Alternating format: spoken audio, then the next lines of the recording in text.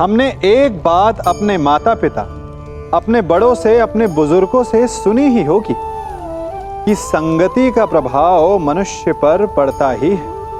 यदि वर्षा की एक बूंद सीप के मुख में जाए तो वो मोती बन जाती है, और यदि वही वर्षा की एक बूंद सर्प के मुख में जाए तो विष। तो क्या यही सत्य है? नहीं। आपने कभी चंदन के वृक्ष को देखा है? उस पर सर्प विचरण करते हैं, विषधर उससे लिपटे रहते हैं, परंतु फिर भी चंदन का वृक्ष विषैला नहीं होता। वो तब भी सुगंध देता है और पवित्र माना जाता है। तो इसका रहस्य क्या है कि वर्षा की बूंद पर संगति का प्रभाव पड़ता है और चंदन के वृक्ष पर नहीं? इसका रहस्य है आत्मबल। वर्षा की बूंद वातावरण के अनुसार स्वयं को बदल लेती है, इसीलिए उसकी संगति ही उसका प्रारब्ध बन जाती है। परंतु चंदन का वृक्ष अपना व्यक्तित्व, अपना गुण नहीं खोता। इसीलिए यदि आप में आत्मबल हो, आपका मन दृढ़ हो, तो बुरी से बुरी कुसंगति भी आपका कुछ नहीं बिगाड़ सकती। मैं महाराज धृतराष्ट्र का ज्येष्ठ पुत्र दुर्योधन आपको आपके कर्तव्य से मुक्त करता हूं।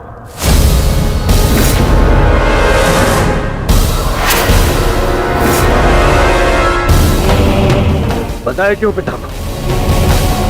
क्योंकि आपसे कहीं अधिक विश्वास मुझे मेरे मित्र कर्ण पर है, उसकी प्रबलता पर है।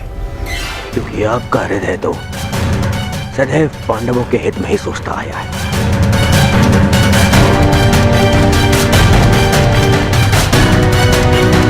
और मैं ऐसे सेनापति को अपनी समस्त सेना का उत्तरदायित्व नहीं दे सकता जो शत्रु हित में सोचता हो। यदि कर्ण इस युद्ध में भाग नहीं ले सकता तो आप भी इस युद्ध में भाग नहीं लेंगे।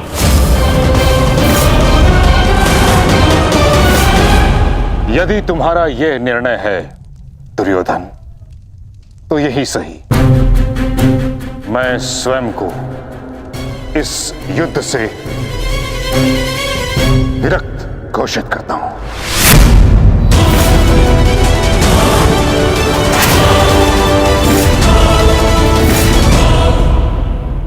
मुझे आपकी आवश्यकता नहीं। दुर्योधन, ये क्या कह रहे हो तुम? मूर्खता मत करो और मित्रता की मोह में नेत्रहीन ना बनो दुर्योधन। हमें कर्ण से अधिक पितामह की आवश्यकता है, समझ गए तुम? मैंने आपसे सुझाव मांगा, मांगा तो जाइए और जाकर अपना स्थान ग्रहण कीजिए। मुझे याद है कि मैं क्या कर रहा हूं। जाइए।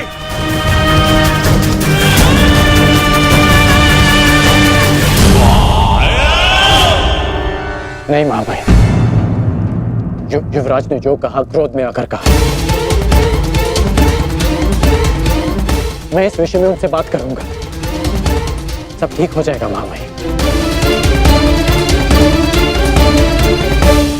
नहीं कौंते कर्ण, अब कुछ भी ठीक नहीं हो सकता।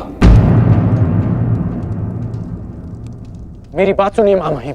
मुझे एक सूत पुत्र की बात नहीं सुनी।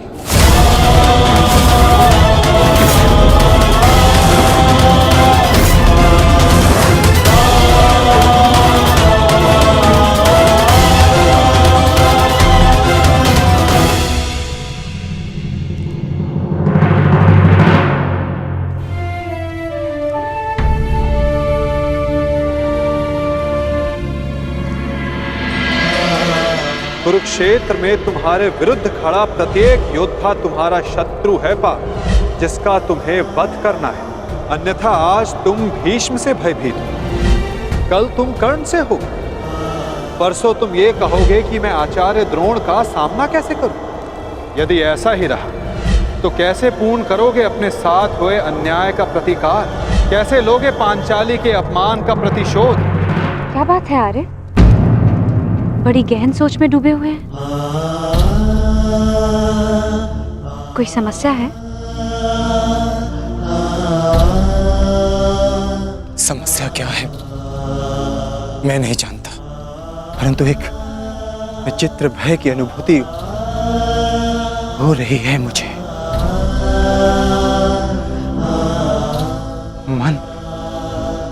मन बड़ी दुविधा में है।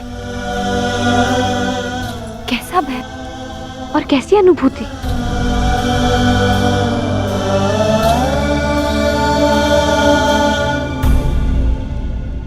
मैं और मेरा मन इस दुविधा में है कि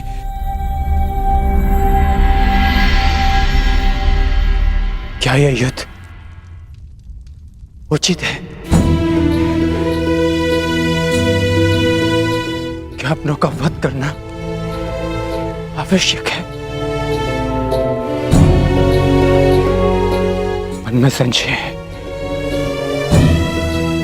कहीं हम कोई अनर्थ तो नहीं करने जा रहे? अनर्थ तो उन्होंने किया था आर्य। भूल गए लक्षाग्रह, भूल गए वो द्यूत सभा, भूल गए मेरा चीरहरण करने का प्रयास, वो वनवास अज्ञातवास स्मरण नहीं आपको? ये अनर्थ नहीं, अभी तो इस समय का सबसे अर्थवान कार्य है आर्य।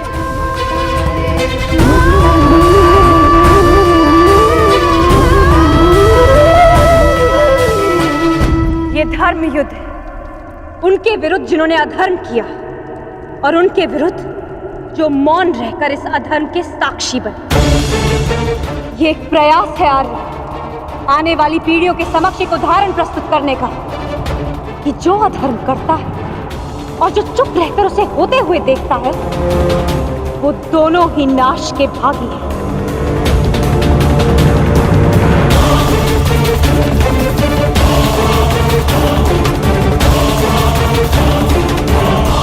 आप अनावश्यक रूप से स्वयं के मन पर बोझ डाल रहे हैं आर्य। आप योद्धा हैं और ये महायुद्ध आपके जीवन का लक्ष्य, आपका कर्तव्य और आपका धर्म। धर्म?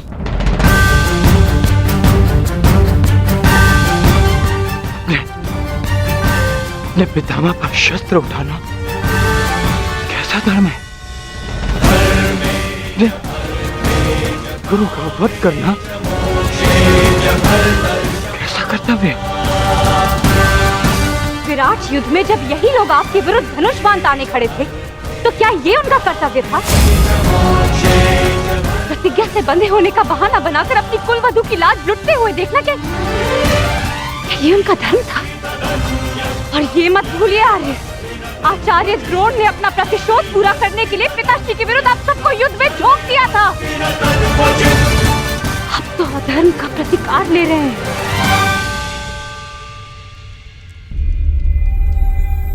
कहीं ऐसा तो नहीं आ रहा कि आपको ऐसा लग रहा है कि जो कुछ भी उन्होंने किया वो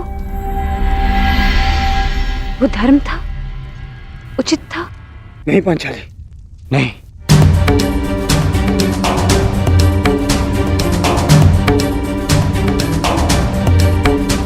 जो उन्होंने किया वो सर्वथा अनुचित था,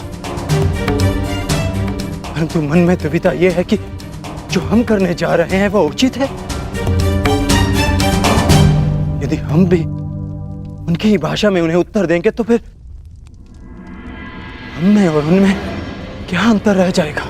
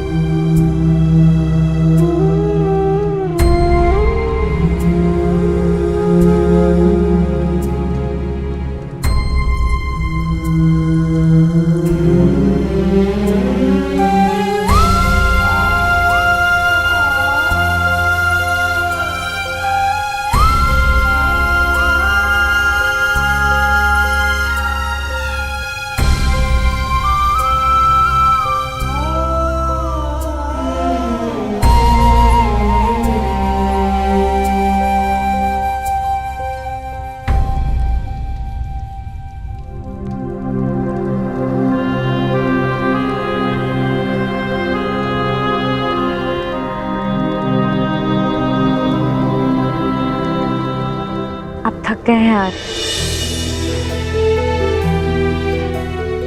विश्राम कीजिए, सो जाए। सो जाऊं? कैसे सो जाऊं पांचाली, जबकि मुझे ज्ञात है कि कल प्रातः मुझे बाण संधान करने हैं जो मेरे परिजनों को मृत्यु की नींद सुला देंगे।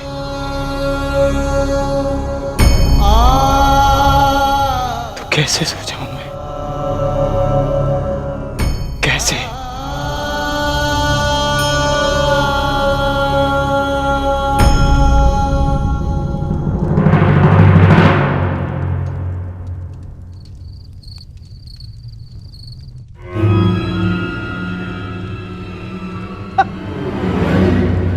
साम दाम दंड भेदेन अस्माकं विजयम निश्चितम। साम दाम दंड भेदेन अस्माकं विजयम निश्चितम। कहाँ है? कैसे होगा? अपनी मित्रता के भावावेश में बहकर तुम बहुत बड़ी भूल कर रहे हो दुर्योधन, बहुत बड़ी भूल।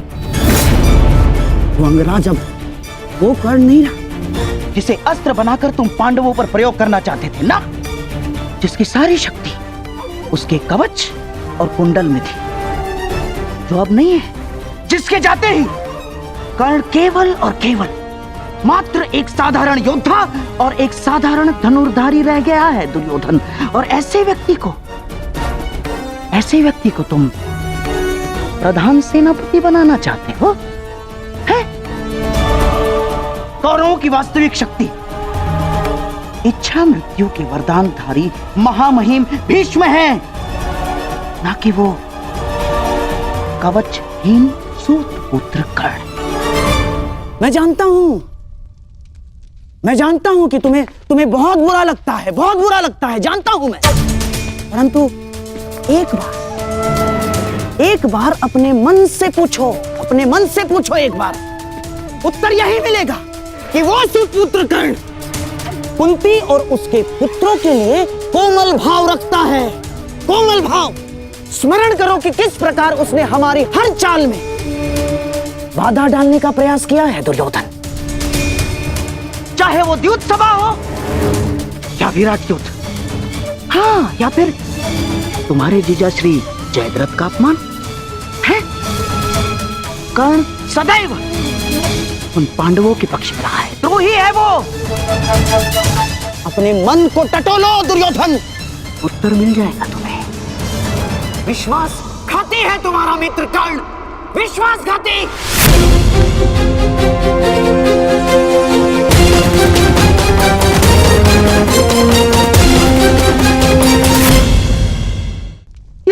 ये क्या कर रहे हो? कुछ नोटिए।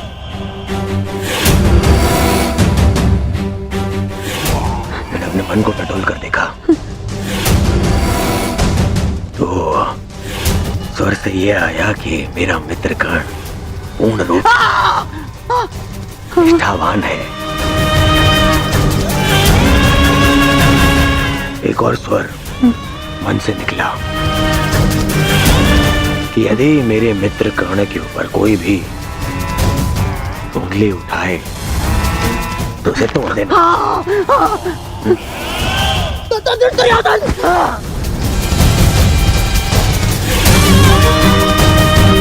केवल इसलिए कि आप मेरे मामा श्री हैं,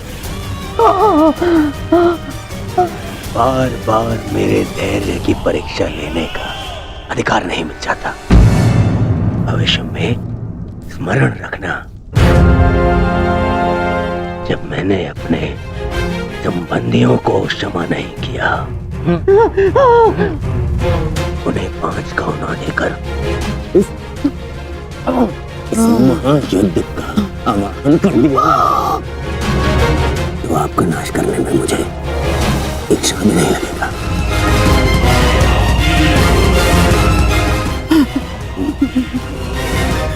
इसलिए स्मरण रखना,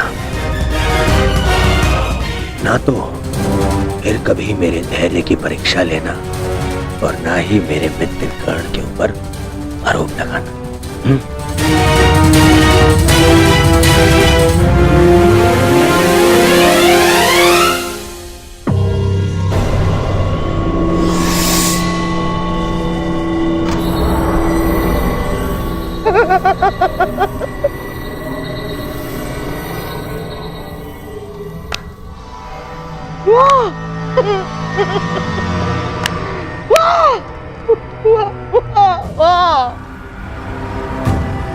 मेरे होने वाले सम्राट, वाह! आज तुमने उस पुत्र के कारण अपने उस मामा का अपमान किया जो अपना सब कुछ त्याग कर तुम्हारे हित के लिए, केवल तुम्हारे हित के लिए अपनी बहन के घर श्वान बनकर बैठा है। तुमने उस मामा का अपमान किया जिसने अपना श्वास, अपना ध्यान, अपनी आस, अपना अभ्यास सब कुछ न्योछावर कर दिया अपने होने वाले सम्राट के लिए। तुमने उस मामा का अपमान किया दुर्योधन, जिसने साम दाम दंड भेद, युक्ति कपट छल कुचक्र षड्यंत्र सबकी पराकाष्ठा कर दी। क्यों? अपने होने वाले सम्राट के लिए है? और तुमने उस मामा का अपमान किया उसके लिए जिसने अपना कवच और कुंडल उन पांडवों को दान में दे दिया। साधु मेरे होने वाले सम्राट, साधु।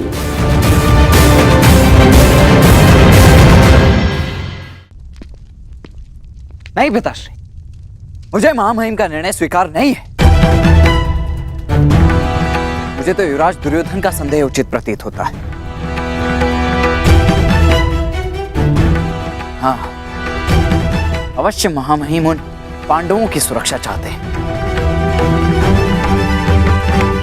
और वो जानते हैं कि जब तक आप युद्ध में उपस्थित रहेंगे तब तक पांडव सुरक्षित नहीं है।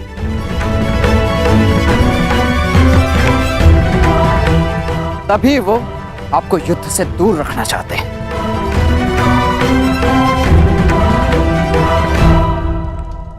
जानता हूं मैं ये बात।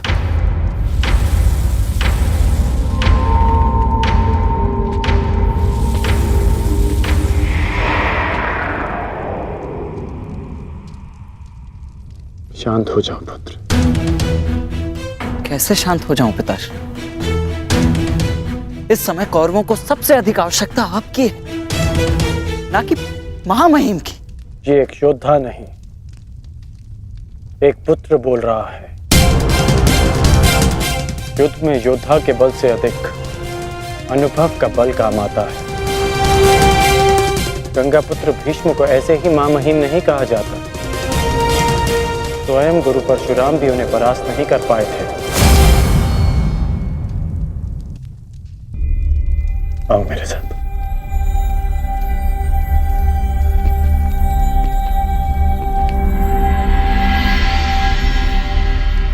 जब तुम भीतर आए थे तो बाहर कौन था?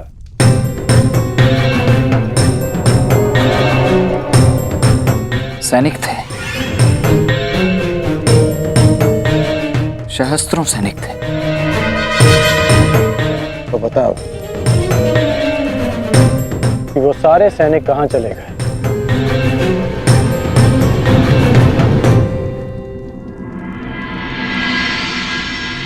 हस्तिनापुर में चारों ओर ये सूचना फैल रही है कि महामहिम कौरव सेना का नेतृत्व नहीं करेंगे। सारे सैनिक अपने अपने सेना नायकों के पास इस बात की पुष्टि करने के लिए गए हैं।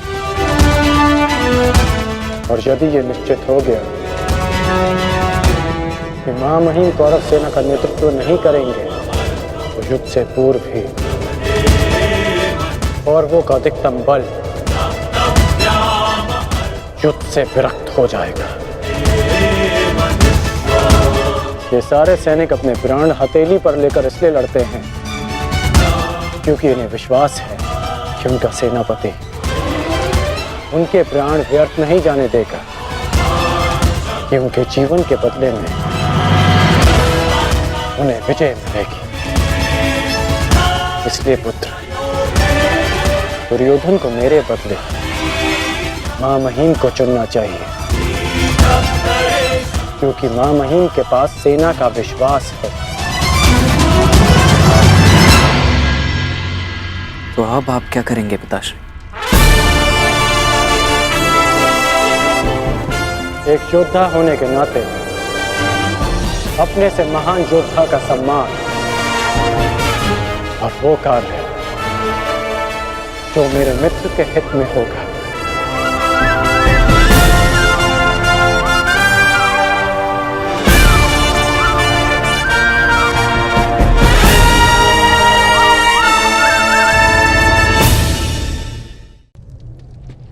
सिंह को जंगल का राजा कहते हैं। सभी पशु पक्षी उसका बल मानते हैं, उससे भयभीत रहते हैं।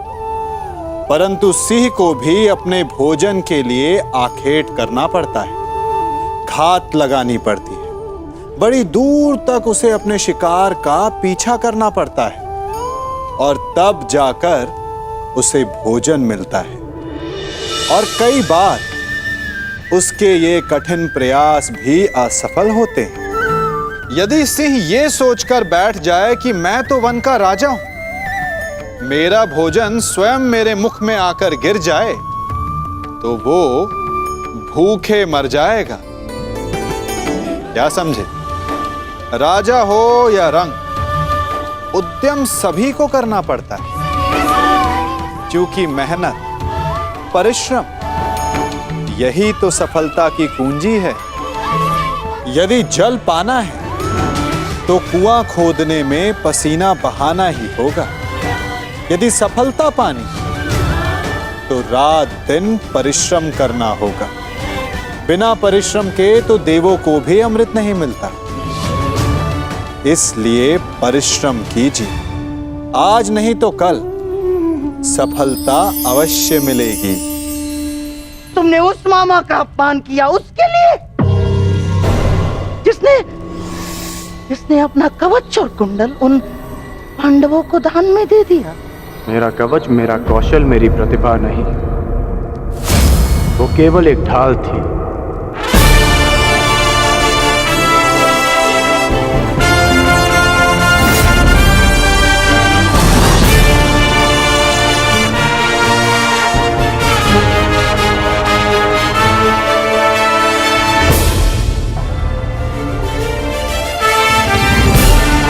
और दुर्योधन की ढाल मैं हूं, मेरी मित्रता है। और ये मित्रता मेरे लिए मेरे प्राणों से भी अधिक महत्वपूर्ण है। मैंने सदैव अपने मित्र के प्रति अपनी निष्ठा सिद्ध की है और आज भी मैं ऐसा ही करूंगा।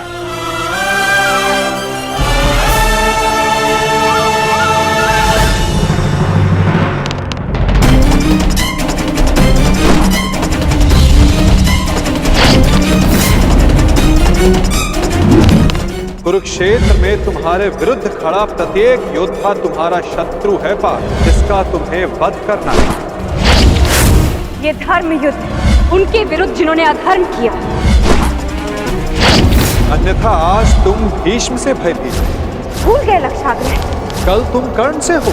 भूल गए वो द्यूत सभा। परसों तुम ये कहोगे कि मैं आचार्य द्रोण का सामना कैसे करूं। भूल गए मेरा चीरहरण करने का प्रयास। यदि ऐसा ही रहा तो कैसे पूर्ण करोगे अपने साथ हुए अन्याय का प्रतिकार? कैसे लोगे पांचाली के अपमान का प्रतिशोध?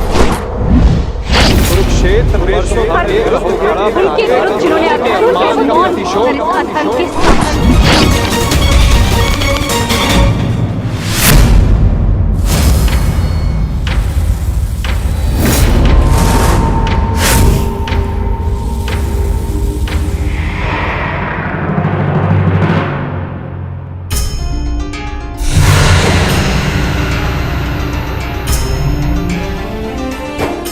पुत्र का धर्म होता है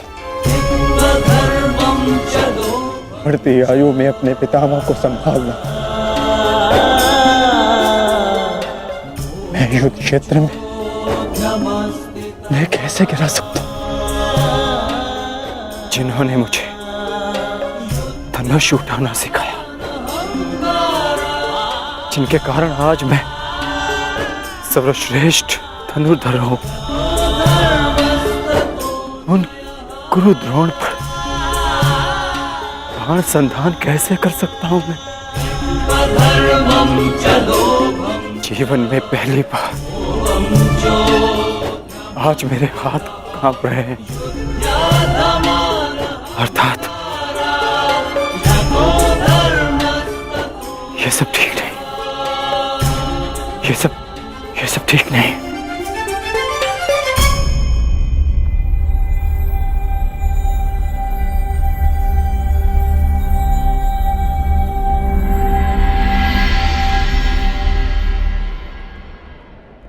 क्या हुआ पार्थ?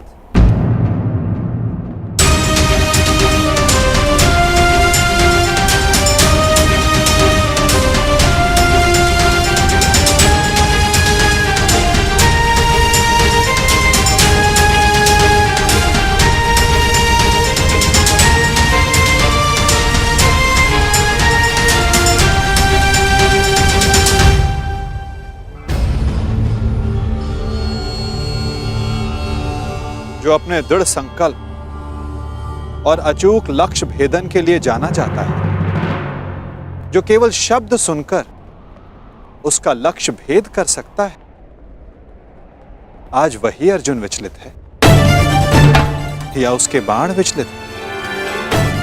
पार्थ, कुछ कहना चाहते हो?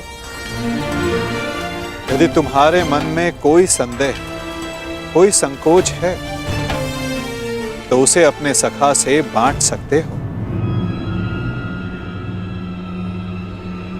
नहीं माधव, ऐसा कुछ नहीं है। आज कुछ अधिक ही थक गया हूं मैं, कदाचित इसीलिए। बड़ी विचित्र बात है, जो अर्जुन इतने वर्षों की कठिन तपस्या में नहीं थका, जो 12 साल के वनवास में और 1 साल के अज्ञातवास में नहीं थका, वो आज केवल एक दिन में थक गया।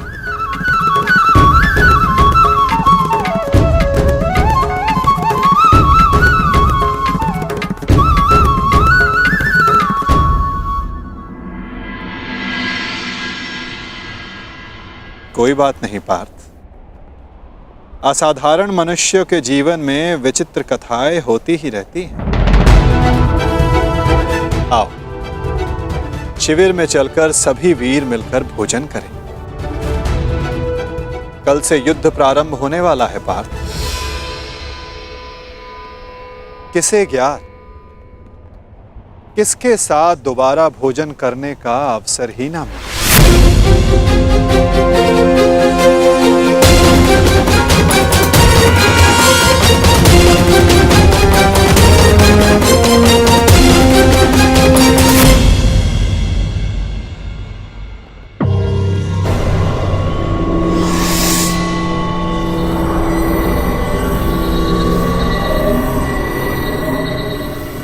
हम सबको यहाँ पे क्यों बुलाया गया है मामा श्री?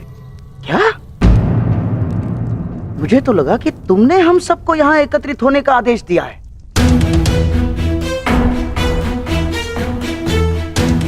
कल आरंभ हो रहे युद्ध के निर्देश देने के लिए। मैंने आप सबको यहाँ बुलाया है।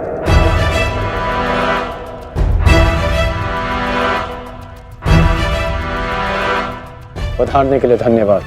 परंतु तुमने हमें यहाँ क्यों आमंत्रित किया है कर्ण? बताता हूं मित्र, पहले सभा पूर्ण हो जाए।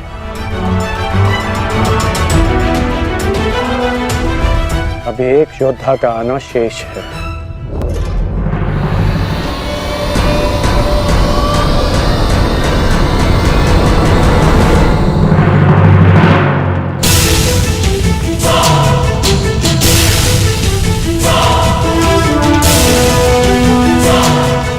इससे पूर्व कि किसी के भी मन में कोई विचार उत्पन्न हो, मैं बता देना चाहता हूं कि मेरे यहां आने का कोई उद्देश्य नहीं। मैं यहां केवल अंगराज के आग्रह पर उपस्थित हुआ हूं।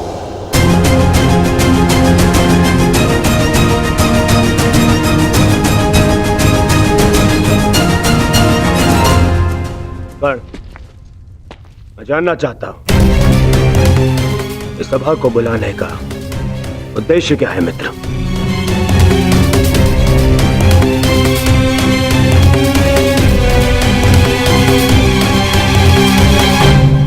उद्देश्य है युद्ध में विजय।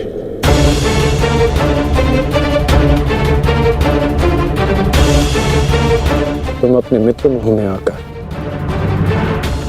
बहुत बड़ा अनर्थ करने जा रहे थे, और एक सच्चा मित्र होने के नाते मैं तुम्हें ये अनर्थ नहीं करने दूंगा।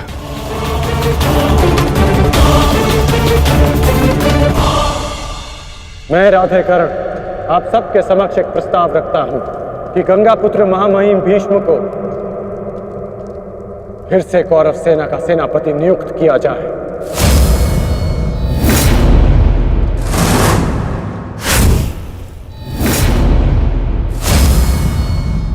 और ये घोषणा करता हूं कि जब तक महामहिम भीष्म इस युद्ध भूमि में सेना का नेतृत्व करेंगे, ये राधेकर्ण युद्ध भूमि में नहीं आएगा।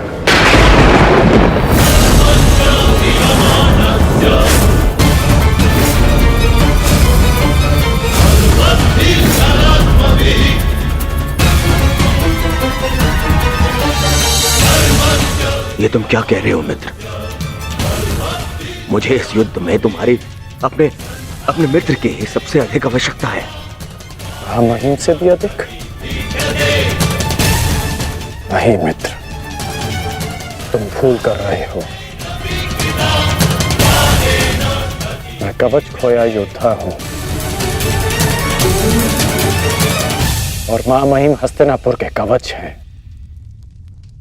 तुम्हें मुझसे अधिक आवश्यकता उनकी है।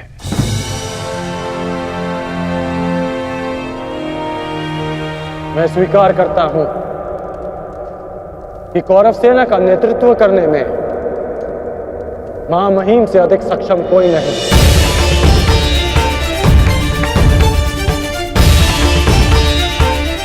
मैं भी नहीं।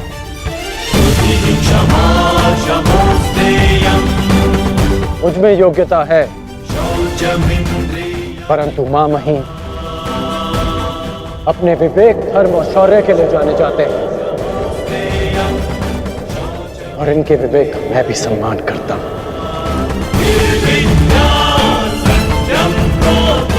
यदि महामहिम मुझे युद्ध से दूर रखना चाहते हैं, तो अवश्य इसके पीछे कोई महत्वपूर्ण कारण होगा जिसमें सबका हित होगा। मैं ये सब इसलिए कर रहा हूं क्योंकि मैं तुम्हें हस्तिनापुर के सिंहासन पर देखना चाहता हूं, और मेरा लक्ष्य पूर्ण करने के लिए मैं ऐसे 1000 स्वप्न का बलिदान दे सकता हूं।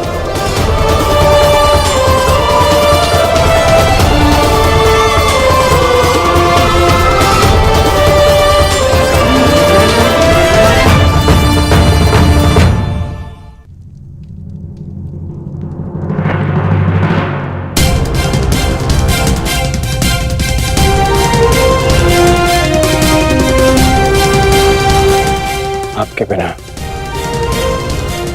कौरवों की विजय संभव नहीं। अपना पद स्वीकार करें।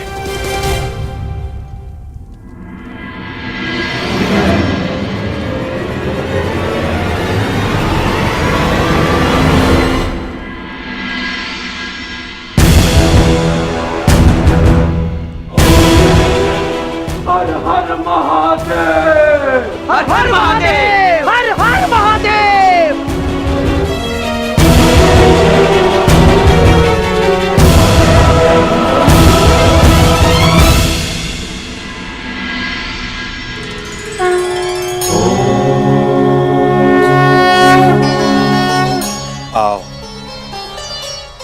हम साथ मिलकर ये अमृत तुल्य भोजन ग्रहण करें, हमें शक्ति मिले, हमारा तेज एक होके बढ़े,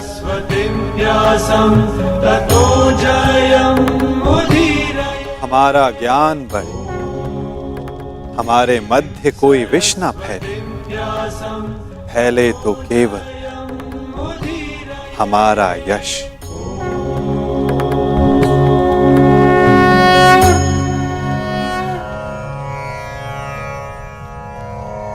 ओम सहना भवतु।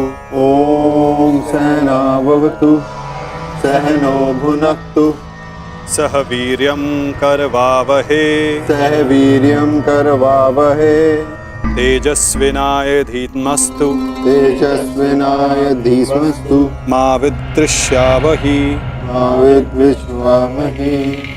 ओम शांति शांति शांति।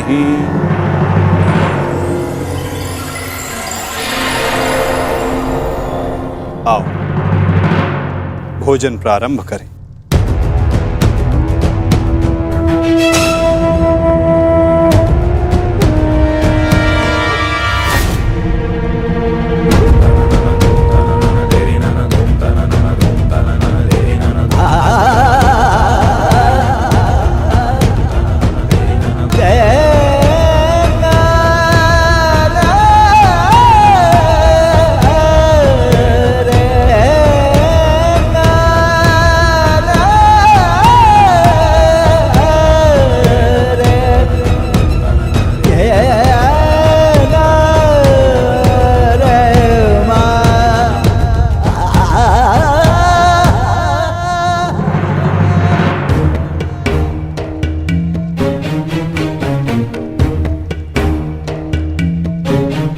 पिताश्री, रात्रि गहरी हो चुकी है, आपको विश्राम कर लेना चाहिए।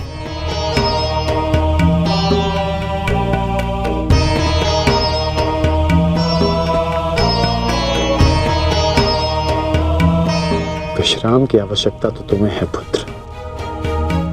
कल इस महायुद्ध में तुम्हें अपना कौशल दिखाने के लिए प्रस्तुत जो होना है। कल मेरे लिए बहुत बड़ा दिन है कि मेरा पुत्र इतिहास के सबसे बड़े महायुद्ध में पदार्पण करेगा।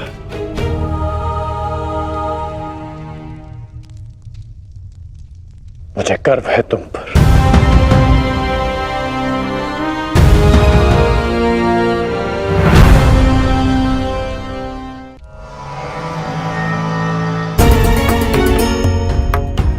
सब कुशल पार्थ?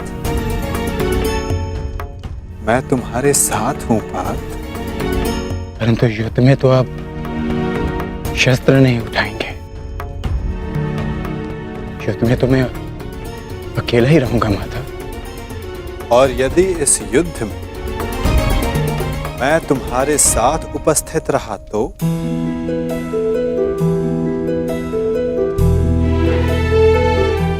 मुझसे अधिक भाग्यवान इस संसार में और कोई नहीं होगा।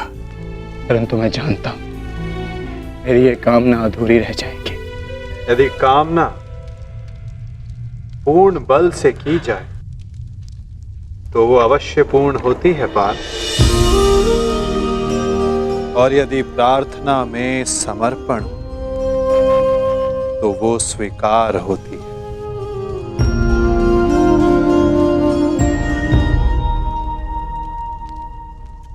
मैं आप सबके समक्ष एक घोषणा करना चाहता हूं। मैंने प्रण लिया है कि इस युद्ध में शस्त्र नहीं उठाऊंगा, परंतु बिना शस्त्र उठाए भी मैं इस युद्ध में सहायक रहूंगा।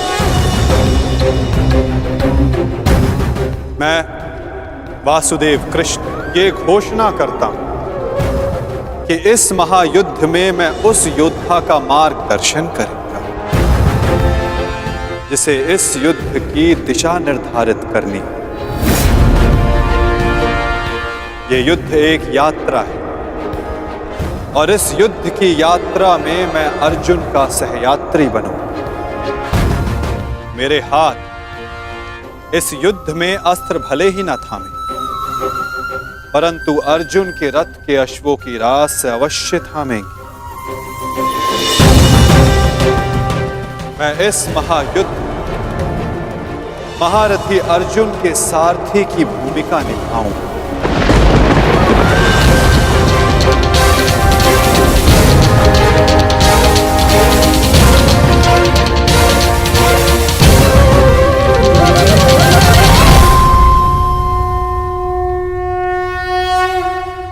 नहीं माधव, मैं रथी बनकर आपको आदेश दूं, यह संभव नहीं। आपका स्थान सबसे ऊंचा है, तो मैं स्वयं आपको नीचे स्थान पर बैठने नहीं दे सकता। कौन ऊंचे स्थान पर बैठा है और कौन नीचे स्थान पर, ये तो देखने वाले के दृष्टिकोण पर निर्भर करता है। तुमने कहा कि मैं सबसे योग्य हूं, और जो सबसे योग्य होता है उसका धर्म होता है कि वो अपने से छोटों का मार्गदर्शन करे, और मैं इस युद्ध में यही करूंगा। मैं इस युद्ध में तुम्हारा सारथी इसलिए बनूंगा, यदि तुम अपने लक्ष्य के मार्ग से भटक जाओ तो पुनः तुम्हें तुम्हारे लक्ष्य के मार्ग पर ला सकूं।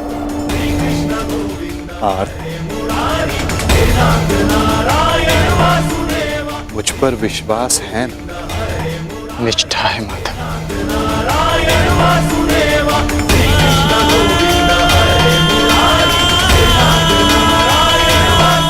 आज मैं धन्य हो गया,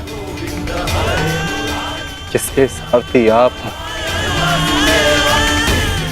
वो मार्ग कभी भटक ही नहीं सकता।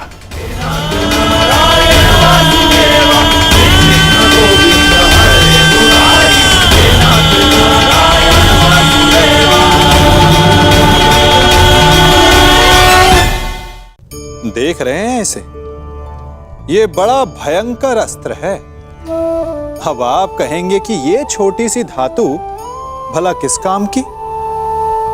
आप चाहें तो इस धातु से वस्तुएं जोड़ लें, या फिर चोट भी खा सकते हैं। ये एक धातु लकड़ी के दो पट्टों को एक करके जोड़ सकती है, या फिर आपके शरीर में लग जाए या चुभ जाए तो आपको बहुत बड़ा घाव भी दे सकती है। इसलिए एक बात सदा स्मरण रखें, कोई भी वस्तु छोटी या बड़ी नहीं होती, सबका अपना महत्व होता है। यदि आपको स्वयं बड़ा बनना है तो कभी किसी को छोटा समझने की भूल ना करें। यदि छोटों का साथ लिया तो आप स्वयं बड़े बन जाएंगे, और यदि उनका तिरस्कार किया तो इस धातु की भांति चुभकर वो आपका मार्ग भी रोक सकते हैं। पिताश्री, मैं जाने से पूर्व आपको एक वचन देना चाहता हूं। वचन कि आपका गर्व बढ़ेगा और सर नीचा होगा उन लोगों का जिन्होंने आपको इस युद्ध में प्रवेश करने से रोका। मैं आपकी तुलना करने में भले ही समर्थ नहीं, परंतु शत्रु मेरी तुलना आपसे अवश्य करेंगे पिताश्री। वचन देता हूं पिताश्री की वृषसेन के धनुष से निकले हर एक बाण पर अंगराज कर्ण के कौशल का चिन्ह होगा।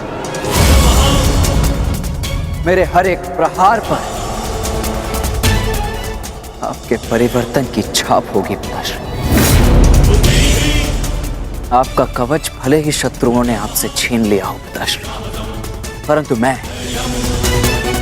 शत्रुओं के एक एक वार पर ढाल बनकर युवराज दुर्योधन और अपने पक्ष की रक्षा करूंगा। कि आपका प्रत्येक स्वप्न मैं पूर्ण करूंगा। या पूर्ण करने के प्रयास में वीर गति को प्राप्त हो जाऊंगा।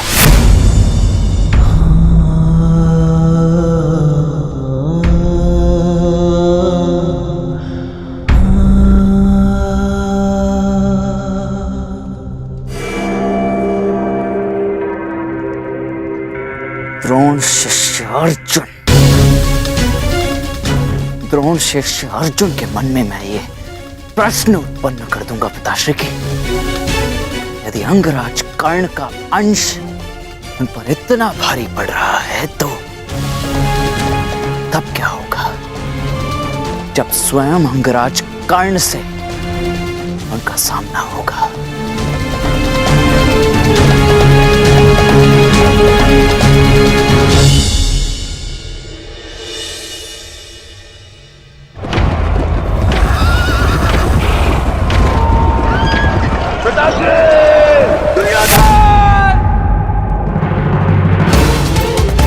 महाराज, महाराज, क्या हुआ महाराज? आप ठीक तो है ना? क्या आपने कोई दुस्वप्न देखा है? हाँ, क्योंकि कदाचित दुस्वप्न देखना मेरा प्रारब्ध हो गया है। परंतु संजय, तुम इस समय यहां कैसे? महाराज, महर्षि वेदव्यास जी पधारे हुए हैं आपसे मिलने के लिए, वही समाचार लेकर आया था। किंतु ऐसी स्थिति में मिलना क्या उचित होगा महाराज? महर्षि,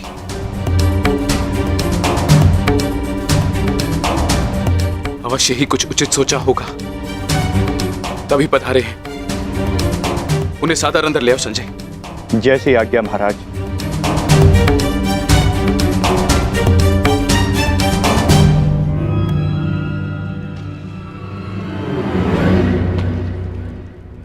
प्रणिपात महाराज। आप महर्षि हैं, मेरे नियोगी पिता भी। इस प्रकार प्रणिपात करके और मुझे महाराज कहकर मुझे लज्जित ना करिए। आइए, आपका स्वागत है। आइए, आइए। मैं यहां अपने नियोगी पुत्र से मिलने नहीं, अपितु हस्तिनापुर नरेश को चेताने आया हूं। ये बताने आया हूं कि ये समय सोने का नहीं, अपितु जागने का है। इस महायुद्ध को रोकने का है। ये इस महायुद्ध से पूर्व की अंतिम रात्रि है। इस महायुद्ध को रोकने का प्रयत्न कीजिए महाराज। यदि एक बार ये युद्ध आरंभ हो गया तो इस अनर्थ को रोकना असंभव हो जाएगा।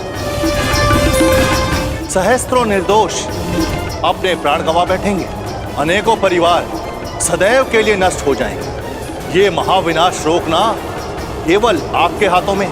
जो पिता अपने पुत्र पर जीवन भर नियंत्रण ना रख सका, वो इस विभीषिका को रोकने का बीड़ा कैसे उठा सकता है? यह युद्ध निश्चित है महर्षि। इस युद्ध को रोक पाना हम मेरे बस की बात नहीं। मुझे क्षमा कर दीजिए। मैं तो कदाचित आपको क्षमा कर दूं, किंतु इतिहास आपको कभी क्षमा नहीं करेगा। हस्तिनापुर में शांति दूत बनकर आए वासुदेव के साथ दुर्व्यवहार का परिणाम है ये। पुत्र हट को दोष मत दीजिए। इस महाविनाश के लिए पुत्र हट नहीं, आपका पुत्र मोह उत्तरदायी है। तो आप क्या मुझे उल्हाना देने आए हैं महर्षि, या फिर श्राप? नहीं, वरदान देने आया हूं। मैं आपको दिव्य दृष्टि देने आया हूं। जिस विनाश की नींव आपने स्वयं रखी है, आप उसको देख सकें। नहीं, ऐसा मत कीजिए महर्षि। ये वरदान नहीं है, ये श्राप है। अरे जिस पिता ने अपने पुत्रों को घुटनों के बल चलते नहीं देखा, अरे वो पिता अपने पुत्रों को घुटनों के बल अपने प्राणों की भीख मांगते कैसे देख सकता है? जिस पिता ने अपने पुत्रों के मस्तक पर तिलक लगते नहीं देखा, वो अपने उन पुत्रों के सर कटे कैसे देख सकता है? जिस पिता ने अपनी वधुओं को सुहागन नहीं देखा, वो पिता अपनी वधुओं को विधवा कैसे देख सकता है? किस प्रकार? ये अत्याचार मत कीजिए महर्षि, मत कीजिए। मुझे कोई दृष्टि नहीं चाहिए, मुझे कोई दृष्टि नहीं चाहिए। मेरी आपसे विनती है महर्षि कि मेरे स्थान पर आप ये दिव्य दृष्टि संजय को दे दें, ताकि संजय मुझे इस युद्ध के समाचार के साथ साथ मेरे पुत्र का समाचार भी मुझे देते रहे। आपकी इच्छा अनुसार मैं ये दिव्य दृष्टि संजय को प्रदान करता हूं।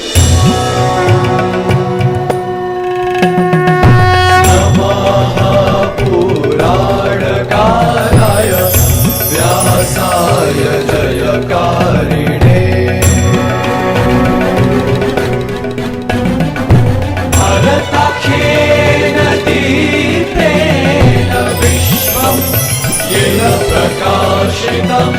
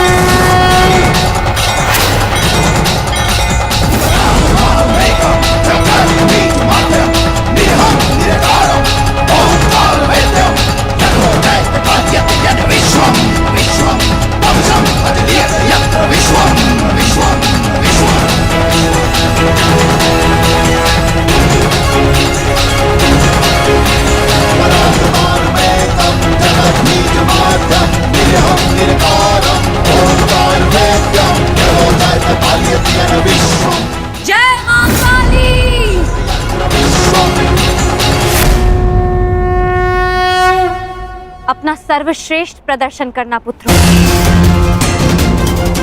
अपने पिताओं की प्रतिज्ञा को स्मरण रखना और अपनी माता के अपमान को मत भूलना।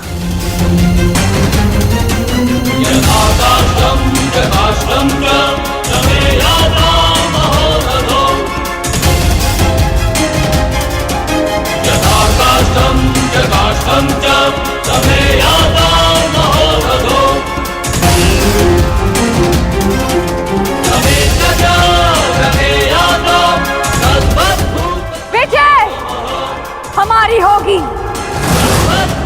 हर हर महादेव, हर हर महादेव, हर हर महादेव।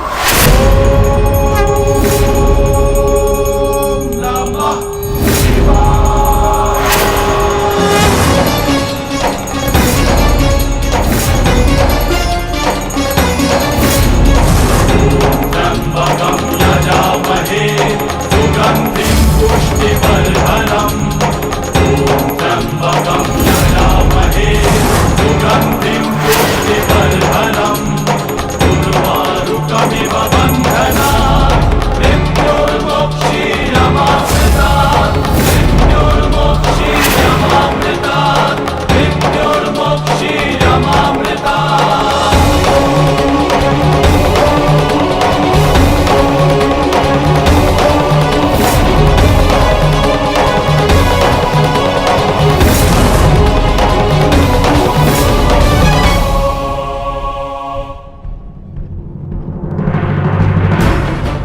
हर हर महादेव, हर हर महादेव, हर हर महादेव, हर हर महादेव, हर हर महादेव, हर हर महादेव, हर हर महादेव, हर हर महादेव, हर हर महादेव। स्मरण रहे पुत्र,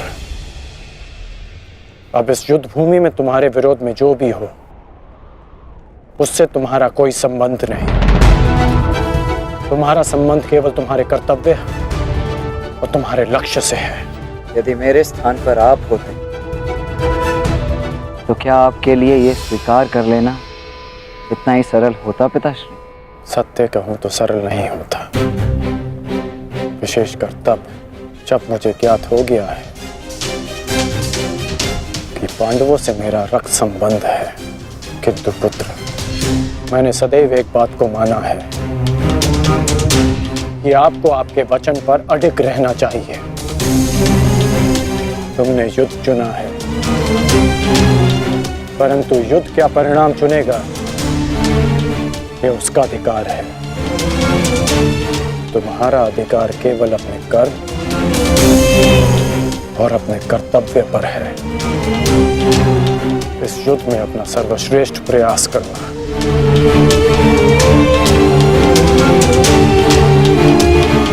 कल्याण हो तुम्हारा।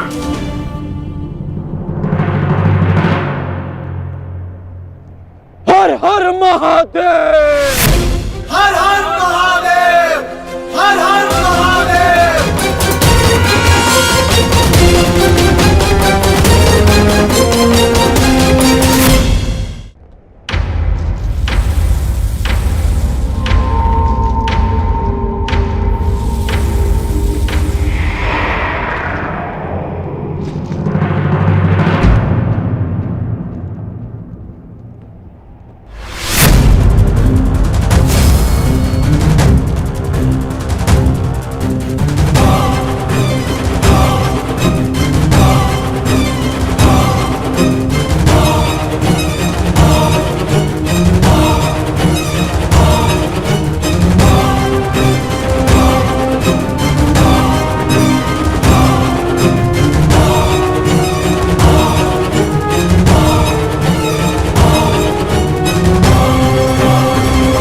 मुझे तुम्हारी प्रतीक्षा रहेगी मित्र,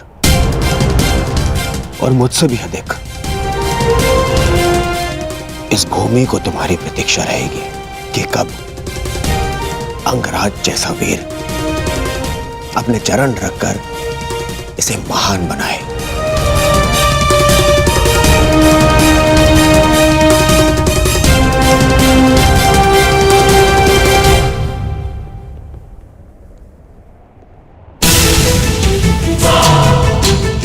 सुरक्षित रहना।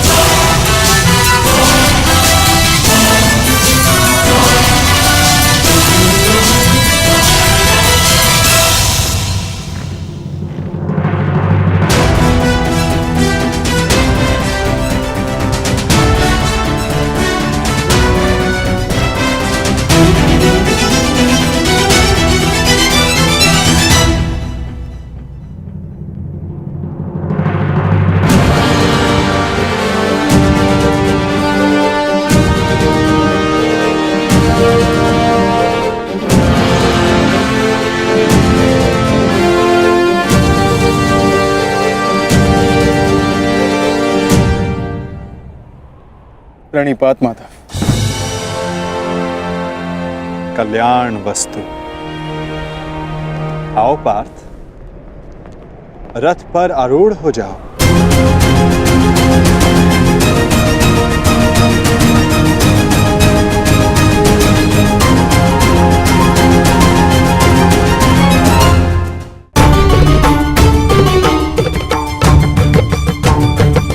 किस संशय में हो धनंजय, विचरण करने का समय जा चुका है।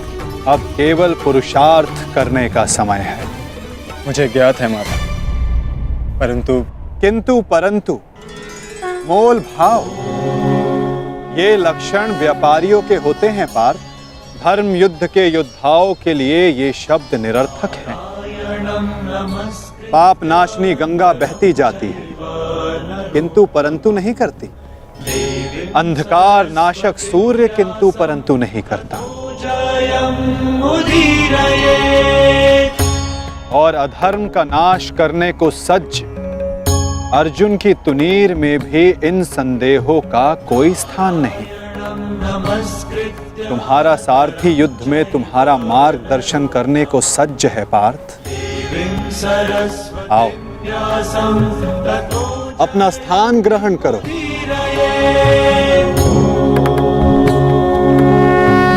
कुरुक्षेत्र की युद्ध भूमि तुम्हें पुकार रही है पार्थ। मुझ पर विश्वास रखो। आपसे अधिक विश्वास तो मुझे स्वयं पर भी नहीं है माधव। और मेरे लिए महत्वपूर्ण ये है कि तुम स्वयं पर विश्वास रखो।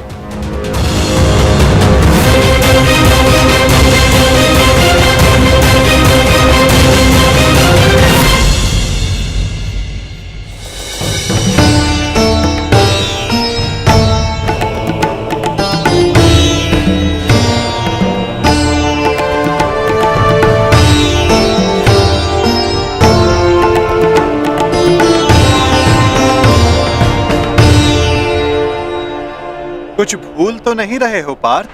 क्या माधव?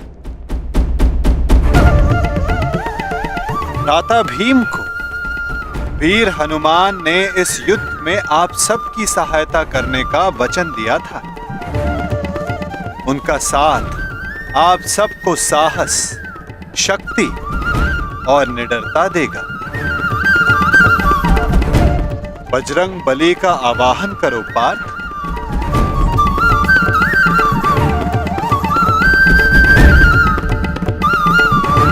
मैं कुंती पुत्र अर्जुन, पवन पुत्र, ज्येष्ठ भ्राताश्री महाबली हनुमान का आवाहन करता हूँ।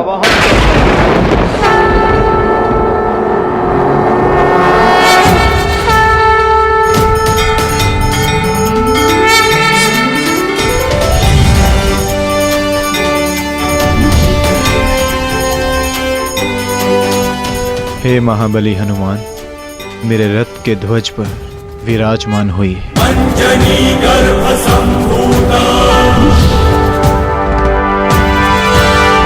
कपिंद्र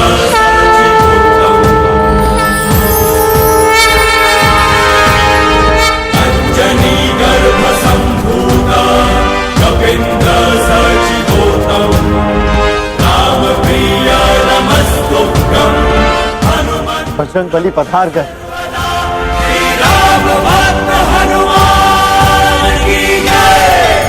महाबली हनुमान की जय। बजरंग बली हनुमान की जय।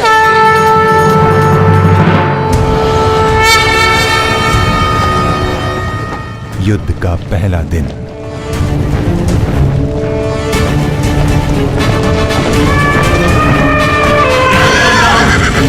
अधिकाराणां